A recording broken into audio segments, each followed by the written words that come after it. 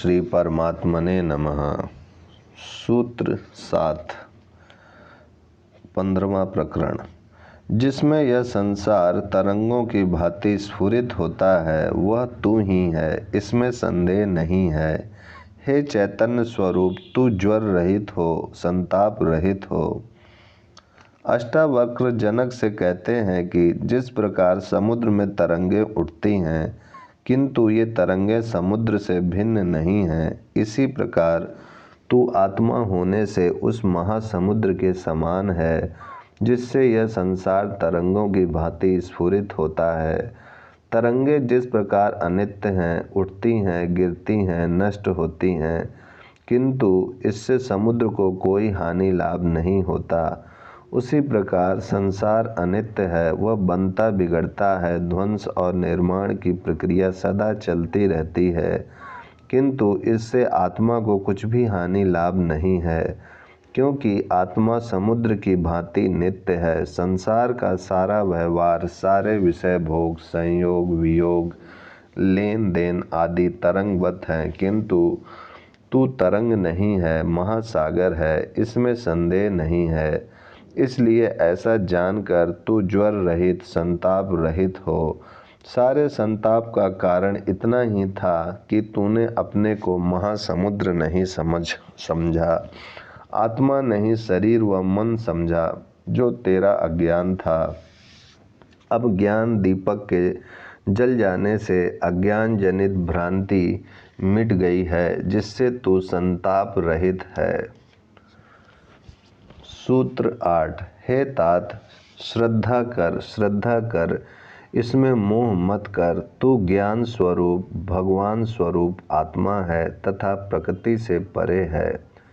अष्टावक्र फिर कहते हैं कि तू इस प्रकार की आत्म स्थिति को उपलब्ध हो गया, अतः हे तात अब इसमें श्रद्धा कर। जिसने प्रत्यक्ष अनुभव नहीं किया, केवल पुस्तकों से जाना है या किसी से सुना है, तो वह अश्रद्धा भी कर सकता है, क्योंकि यह ज्ञान बुद्धि की पकड़ से परे है, स्वानुभूति का ही विषय है, किंतु तुझे तो प्रत्यक्ष अनुभव हो चुका है, इसलिए तेरे लिए अश्रद्धा का कोई कारण ही नहीं है। यह संसार भौतिक है, जड़ है, प्रकृति जन्य है, तू आत्मा है जो प्रकृति से परे ज्ञान स्वरूप वह भगवान स्वरूप है, इसलिए इस प्रकृति जन संसार में तू मोह मत कर। सूत्र 9 गुणों से लिप्त यह शरीर रहता है, आता है और जाता है, किंतु आत्मा न जाने वाला है, न आने वाला, इसके लिए क्यों सोच करता है। जिस प्रकार स्वर्ण से अनेक आभूषण बनते हैं और बिगड़ते हैं, मिट्टी से अनेक बर्तन बनते हैं एवं मिटते हैं, समुद्र से अनेक तरंगें उठती हैं और गिरती हैं, विद्युत से पदार्थ बनते हैं और बिगड़ते हैं, किंतु उनका मूल तत्व सदा विद्यमान रहता है। विज्ञान भी यही कहता है कि पदार्थ अविनाशी है, शक्ति अविनाशी है। पदार्थ का रूपांतरण होता है, शक्ति का भी रूपांतरण होता है, किंतु वह स्वयं अविनाशी है। शक्ति व पदार्थ का एक दूसरे में रूपांतरण होता है। पदार्थ विनाशी है एवं यही संसार है।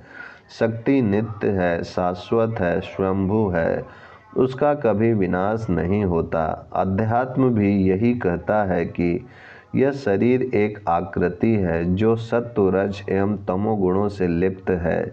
यह शरीर आता है, जाता है, रहता है, मरता है, इसी का बचपन, जवानी, बुढ़ापा होता है, किंतु यह आत्मा नित्य एवं शाश्वत है।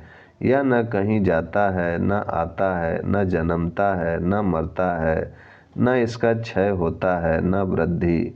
यदि शरीर चला गया तो यह फिर नया शरीर धारण कर लेगा, इसलिए अपने को शरीर न मानकर उस नित्य आत्मा को जानकर तू इस बनने और बिगड़ने वाले शरीर के लिए क्यों सोच करता है।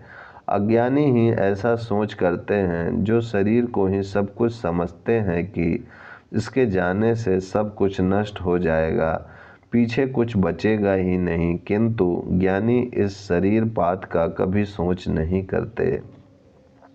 सूत्र 10। देह चाहे कल्प के अंत तक रहे, चाहे वह अभी चली जाए, तुम चैतन्य रूप वालों की कहीं वृद्धि है, कहाँ नाश है। इसी क्रम में अष्टावक्र कहते हैं कि यह देह तो मरण धर्मा है, यह तो जाएगा ही, नष्ट होगा ही, इसे बचाने का कोई उपाय ही नहीं है। राम की भी नहीं बची, कृष्ण की भी नहीं बची, बुद्ध की भी नहीं बची, न ज्ञानी की बची, न अज्ञानी की, न संत महात्मा की बची, न चोर डाकुओं की। आना जाना यह सृष्टि का नियम है, इसमें अपवाद है ही नहीं। जब यह ध्रुव सत्य है कि देह नष्ट होगा ही, फिर चाहे वह कल्पांत तक रहे अथवा अभी नष्ट हो जाए, कोई अंतर नहीं पड़ता।